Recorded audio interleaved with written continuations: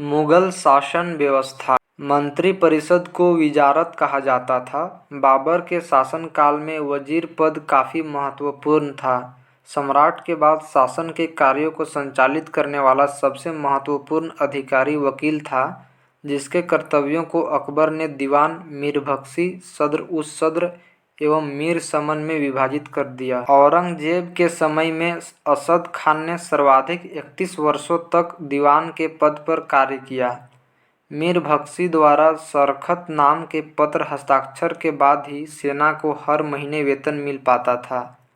जब कभी सद्र न्याय विभाग के प्रमुख का कार्य करता था, तब उसे काजी कहा जाता था। लगानहीन भूमि, मदद ए मास का निरीक्षण सद्र करता था। सम्राट के घरेलू विभागों का प्रधान मीर समा कहलाता था। सूचना एवं गुप्तचर विभाग का प्रधान दरोगा ए डाक चौकी कहलाता था। शरीयत के प्रतिकूल कार्य करने वालों को रोकना, आम जनता के दुष्चरित्रता से बचाने का कार्य मुहतसिब नामक अधिकारी करता था। प्रशासन की दृष्टि से मुगल साम्राज्य का बंटवारा सूबों में, सूबों का सरकार में, सरकार का परगना या महाल में, महाल का जिला या दस्तूर में और दस्तूर ग्राम में बटे थे। प्रशासन की सबसे छोटी इकाई ग्राम थी, जिसे मावदा या दीह कहते थे। मावदा के अंतर्गत छोटी छोटी बस्तियों को नागला कहा जाता था। मुगल काल के प्रमुख अधिकारी एवं कार्य। पद सूबेदार। कार्य प्रांतों में शांति स्थापित करना, प्रांत कार्यकारिणी का प्रधान। पद दीवान। कार्य प्रांतीय राजस्व का प्रधान सीधे शाही दीवान के प्रति जवाबदेह। पद बख्शी। कार्य प्रांतीय सैन्य प्रधान। पद फौजदार। जिले का प्रधान फौजी अधिकारी। पद आमिल या अमलगुजार। कार्य जिले का प्रमुख राजस्व अधिकारी। पद कोतवाल। कार्य नगर प्रधान। पद सिकदार। कार्य परगन्ने का प्रमुख अधिकारी। पद आमिल। कार्य ग्राम के कृषकों से प्रत्यक्ष संबंध बनाना एवं लगान निर्धारित करना। शाहजहां के शासनकाल में सरकार एवं परगन्ना के मध्य चकला नाम की एक नई इकाई की स्थापना की गई थी। भूमिकर के विभाजन के आधार पर मुगल साम्राज्य की समस्त भूमि 3 वर्गों में विभाजित थी। पहला खालसा भूमि, प्रत्यक्ष रूप से बादशाह के नियंत्रण में। दूसरा जागीर भूमि, तनख्वाह के बदले दी जाने वाली भूमि।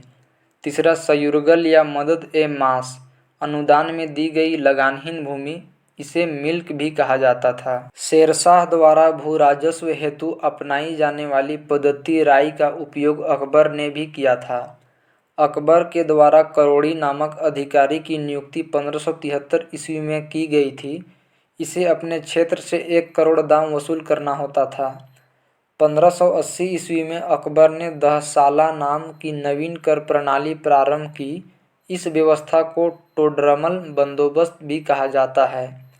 इस व्यवस्था के अंतर्गत भूमि को 4 भागों में विभाजित किया गया।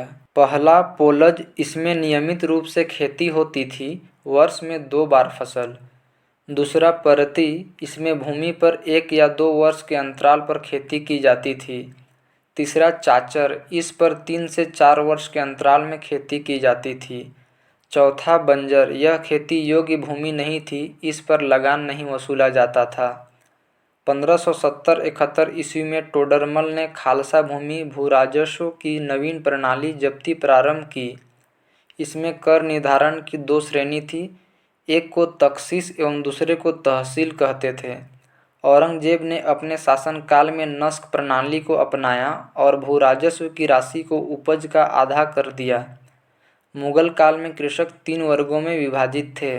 पहला खुद कास्त, ये किसान उसी गांव की भूमि पर खेती करते थे जहां के वे निवासी थे।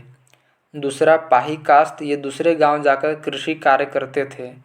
तीसरा मुजारियन, खुद कास्त कृषकों से भूमि किराए पर लेकर कृषि कार्य करते थे। मुगल काल में रुपये की सर्वाधिक ढलाई औरंगजेब के समय में हुई। आना सिक्के का प्रचलन शाहजहां ने करवाया। जहांगीर ने अपने समय में सिक्कों पर अपनी आकृति बनवाई, साथ ही उस पर अपना एवं नूरजहां का नाम अंकित करवाया। मुगल कालीन लगान वसूल करने की व्यवस्थाएं। गल्ला बख्शी, इसमें फसल का कुछ भाग सरकार द्वारा ले लिया जाता था। नसक, इसमें खड़ी फसल के आधार पर लगान का अनुमान लगाकर फसल कटने पर उसे ले लिया जाता था। यह व्यवस्था बंगाल में थी। जब्ती, इसमें बोई गई फसल के आधार पर लगान का निश्चय किया जाता था जो नकद लिया जाता था। सबसे बड़ा सिक्का संसद सोना का था। स्वर्ण का सबसे प्रचलित सिक्का इलाही था। मुगल कालीन अर्थव्यवस्था का आधार चांदी का रुपया था। दैनिक लेन देन के लिए तांबे के दाम का प्रयोग होता था। 1 रुपया में 40 दाम होते थे। मुगल सेना 4 भागों में विभक्त थी। पहला पैदल सेना, दूसरा घुड़सवार सेना, तीसरा तोपखाना और चौथा हाथी सेना। मुगलकालीन सैन्य व्यवस्था पूर्णतः मनसबदारी प्रथा पर आधारित थी। इसे अकबर ने प्रारंभ किया था। 10 से 500 तक मनसब प्राप्त करने वाले मनसबदार, 500 से 2500 तक मनसब प्राप्त करने वाले उमरा एवं 2500 से ऊपर तक मनसब प्राप्त करने वाले अमीर-ए-आजम कहलाते थे। जात से व्यक्ति के वेतन एवं प्रतिष्ठा का ज्ञान होता था। सवार पद से घुड़सवार दस्तों की संख्या का ज्ञान होता था। अकबर के शासनकाल में 29 ऐसे मनसबदार थे जो 5000 जात की पदवी के थे। औरंगजेब के शासनकाल तक ऐसे मनसबदारों की संख्या 79 थी। जहांगीर ने सवार पद में 2 अस्पा एवं सिंह अस्पा की व्यवस्था की। सर्वप्रथम यह पद महाबत खां को दिया गया।